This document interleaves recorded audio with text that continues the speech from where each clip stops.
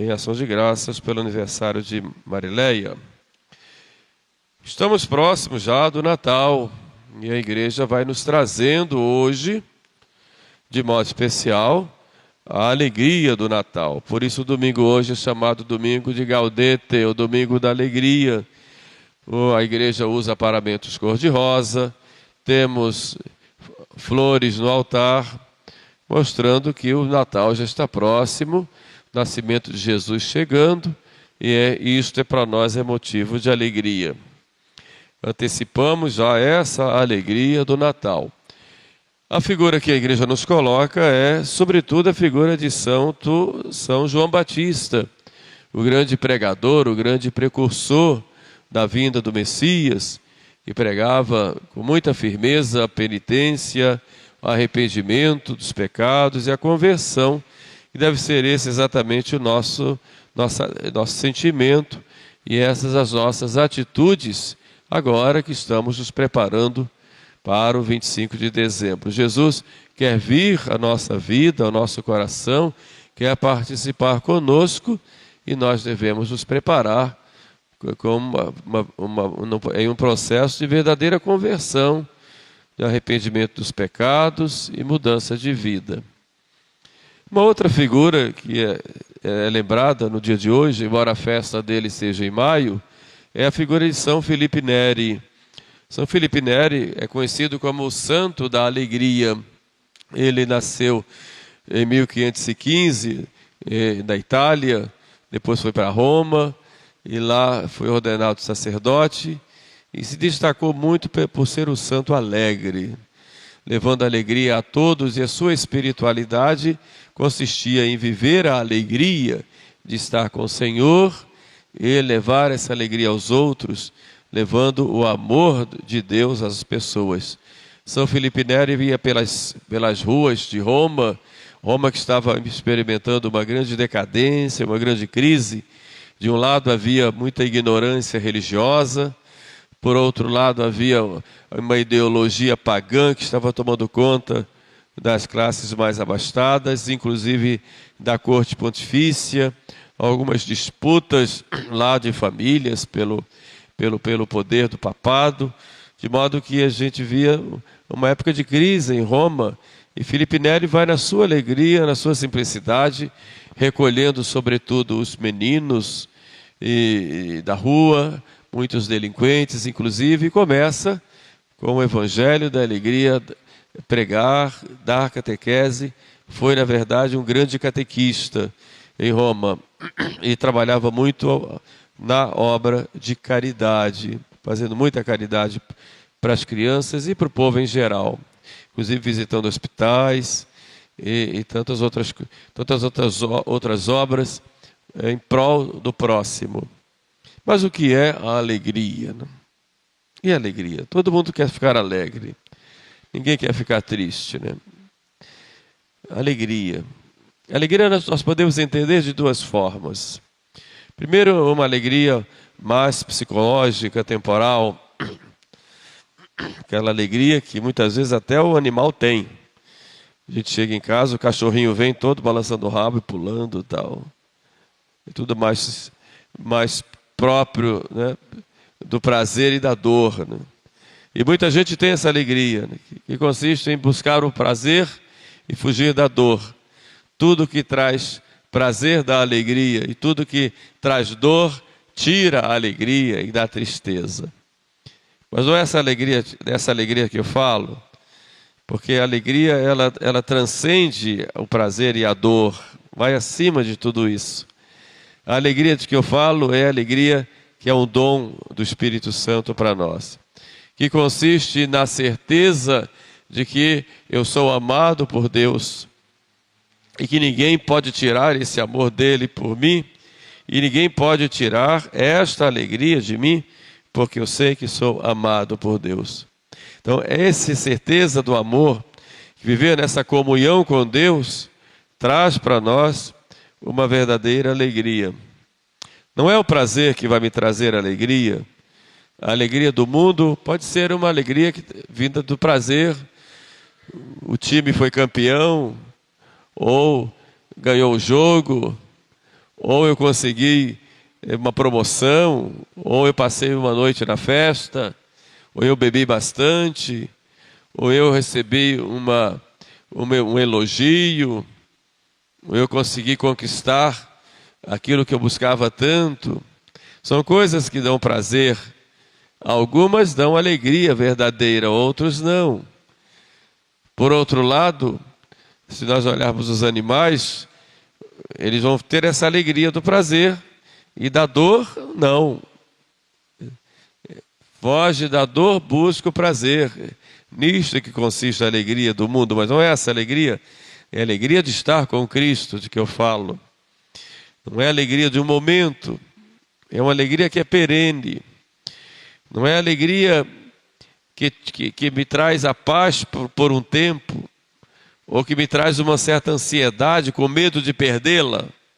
Não. A alegria que nosso Senhor nos traz, ela é um grande sinal da presença de Deus em nossas vidas. É expressão de gratidão e é uma forma de nós nos aproximarmos dele. A verdadeira alegria ela não depende das circunstâncias. Ela pode acontecer até quando vem um sofrimento, até quando vem uma cruz. Porque a verdadeira alegria, ela está relacionada a uma profunda união da alma com Deus, mesmo nas provações. E quando vem a cruz, quando vem a dor, a alegria, ela continua acontecendo, porque ela vai me mostrar uma identificação com a pessoa de Jesus. Esta é a verdadeira alegria. Deus transforma as nossas cruzes em alegria, transforma as nossas dores e sacrifícios em algo bom para nós. Porque nós, mesmo nas dores e nos sacrifícios, devido à nossa união com Deus, nós nunca perdemos a paz. É a alegria de estar com Jesus. Imaginemos aqueles 2 discípulos que iam para a cidade de Emaús, para a aldeia de Emaús, estavam entristecidos porque Jesus tinha morrido, já estava sepultado, estavam um pouco decepcionados consigo mesmos, porque imaginavam um Messias que viesse trazer um grande poder temporal. Então iam desconsolados. Mas no caminho, Jesus os aborda e começa a conversar com eles com uma pergunta: por que vocês estão tristes? E eles começam a falar com Jesus o motivo da tristeza, que era na verdade a separação do próprio Cristo. Ele morreu, nós achávamos que ele iria restaurar Israel, e no entanto já é o 3º dia. É fato que algumas mulheres falaram que ele vivia, mas até agora ninguém viu. E eles continuam caminhando e Jesus vai explicando para eles as Escrituras. E quando chegam à aldeia, Jesus fazendo que ia adiante, eles dizem: fica conosco, já está tarde. E ali na casa deles, ao partir do pão, seus olhos se abrem e eles veem que é Jesus. E Jesus desaparece. E depois um olha para o outro e começa a comentar: você não lembra que quando nós vínhamos no caminho e ele nos falava das Escrituras, nosso coração se ardia de alegria? Era a alegria da presença de Jesus. E é esta alegria que nós buscamos e que ninguém pode tirar de nós. Repito, mesmo na dor e na provação. Essa é a alegria dos santos, que mesmo no sofrimento, sabe tirar do sofrimento sempre um bem. São Filipe Neri para nós é um exemplo. Certa vez ele vai pedir esmolas para as crianças, ia de casa em casa pedindo esmolas, até que chega a uma casa e pede esmola. Eu queria uma esmola, pediu uma esmola para as crianças. E o homem disse: eu vou te dar uma coisa. E ao invés de dar esmolas, dá um soco nele. Toma, toma o que mereces, toma que é teu. E São Felipe Neri passa a mão no rosto, estende a mão de novo e sorrindo diz: muito bem, o que o Senhor me deu eu recebi, mas agora eu quero das crianças. E dá a mão. Quer dizer, é um sinal da pessoa que já foi acima dos problemas do mundo, e a sua alegria era tão grande que ele vai e se entrega. E agora eu quero das crianças. Essa é a verdadeira alegria. A alegria daquele que não desanima nunca diante das dificuldades. Mesmo sofrendo, está sorrindo, alegre, feliz, mesmo que seja no sofrimento. Então essa é a verdadeira alegria que o mundo não dá. O mundo promete uma felicidade, mas ele não dá essa felicidade. Muito pelo contrário, a gente pode até ter uma certa alegria no momento do prazer, mas depois vem a decepção, vem a tristeza, aquele sentimento de vazio, aquele medo do que pode acontecer, aquela angústia, aquela aflição, porque muitas vezes nós buscamos a alegria no pecado, e o pecado pode até trazer um certo prazer no momento, mas é tão fugaz, tão passageiro, e logo depois que passa, vem a tristeza, vem a angústia, vem a aflição, vem a incerteza do que pode acontecer no futuro, porque o mundo ele promete uma alegria e não dá essa alegria. Mas como é que nós vamos então adquirir a verdadeira alegria? A primeira condição é a oração, é rezar, buscar estar em comunhão com Deus, sabendo que Ele nos ama. Buscar conhecer Jesus de perto, experimentar a sua presença em nossa vida, que tudo que Ele é para nós. Passarmos do presépio, contemplando Jesus menino, na sua pobreza, na sua simplicidade, procurar imitá-lo aí, passar pela sua vida pública, escutando a sua voz, seus ensinamentos, suas histórias, contemplando os seus gestos, depois passar pela paixão, pela cruz, contemplar a cruz e aplicar essa cruz à nossa vida, passar pela vitória da cruz, passar pela ressurreição, pela ascensão ao céu e ouvir de Jesus aquela promessa: eu estou convosco todos os dias até a consumação dos séculos. A oração vai nos levando a falar com Deus e contemplar a vida de nosso Senhor e buscar com que Ele faça parte da nossa vida. Isso nos traz a verdadeira alegria. Quando nós, pela oração, vamos nos configurando ao próprio Cristo, como diz São Paulo, tende entre vós os mesmos sentimentos que teve Jesus, assim nós vamos crescer na alegria.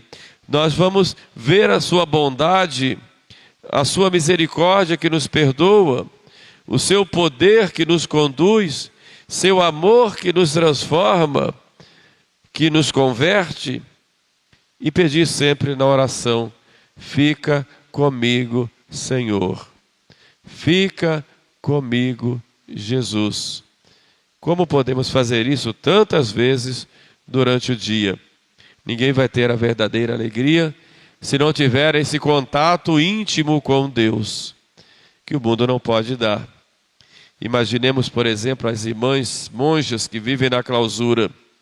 Ficam lá, deixaram tudo, família, talvez uma carreira de sucesso, e entraram no mosteiro, ou no convento, ou no Carmelo, e ficam lá, dentro daquelas paredes, não tem mais nenhum contato com o mundo. Se alguém quer vê-las, vai vê-las através de grades, até a participação da missa elas fazem atrás das grades. E poderíamos imaginar que vida fútil essa, ou que vida triste. Meninas que estão desconsoladas, por acaso, do mundo, que estão desanimadas, ou traumatizadas, ou frustradas? Não. Escolheram a melhor parte, escolheram estar com Jesus. Deixaram o esposo da terra para ter o esposo divino que é Jesus. E se a gente vai conversar com elas, quanta alegria, quanto sorriso, quanta paz. E nos transmitem isto. É realmente a própria vida religiosa de intimidade com Deus traz essa verdadeira alegria. Essa é a verdadeira alegria, porque ela é recebida e fruída na oração, na presença com o nosso Senhor. Então, quer ser alegre? Reze. Reze. Está alegre? Cante. Se vem a tristeza, reze, vai ficar alegre. E assim vai a vida. Deus é o Deus da alegria. Segunda coisa necessária para vivermos essa verdadeira alegria é a ação de graças. Nós temos que aprender a agradecer. Recordemos toda a nossa vida, muitas coisas boas que aconteceram. Nossa igreja, nosso batismo, também nossa família, nossa casa, nossos objetos do dia a dia, nosso trabalho, nossos amigos. Por que não agradecer o pão que comemos a cada dia? Aquele pão que nós comemos tem uma história que vem lá do campo e percorreu vários estágios até chegar ali ao seu prato. Aquele feijão com arroz tem uma história longa, que vem lá do campo, de alguém que plantou, que fertilizou o campo, de um Deus que mandou chuva, que mandou água, que fecundou aquelas sementes e fez com que brotassem, que crescessem, de alguém que colheu, que selecionou, que transportou, que ensacou, até alguém que chegou e entregou para nós na hora que nós compramos. E tudo isso é motivo de graças. Quanto temos que agradecer a Deus por tudo. Se agradecemos a Deus por um pouquinho de feijão e arroz que comemos todos os dias, muito mais devemos agradecer por tantas e tantas coisas que nós temos. Por isso São Paulo dizia: em tudo dai graças ao Senhor. O Salmo de Davi é cheio de ações de graças, né? Dai graças ao Senhor, porque Ele é bom, porque é eterna a sua misericórdia.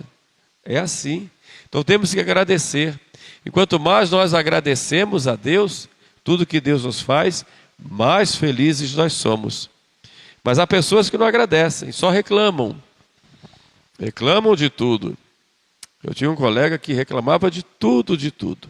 Reclamava do calor, reclamava do frio, reclamava dos amigos, reclamava dos inimigos, reclamava da chuva, reclamava do sol. Tudo era motivo de reclamação. A gente chamava ele de Frei Lamentação, porque vivia se lamentando o tempo todo. Tem gente que é assim. A gente não pode nem conversar, que só lamenta. Mas não agradece. Nós temos muito mais coisas a agradecer. Meu Deus do céu. Já pensaram? Quando chega a noitinha, a gente sai do trabalho, vai para casa, tem um chuveiro para tomar banho, uma roupinha limpa para tocar, um jantar à mesa, uma caminha gostosa para dormir. Já pensaram nos nossos irmãozinhos de rua que não tem nada disso? E nós reclamamos de casa porque o ventilador está fazendo barulho? Reclamamos em casa porque faltou alguma coisa? Nós somos muito ingratos. Por isso vivemos tristes, porque não temos gratidão. Agradeçamos a Deus por tudo que Deus nos concede. E aprendamos também a agradecer o que Deus nos concede através dos outros. Temos que agradecermos uns aos outros. Aprendamos isso. A gratidão é sinal de humildade e de simplicidade. Jesus reclamou uma vez que curou 10 leprosos, só um agradeceu. E os outros onde estão? Onde estavam? Assim nós tantas vezes não aprendemos a agradecer. Então quando nós agradecemos, nós somos alegres.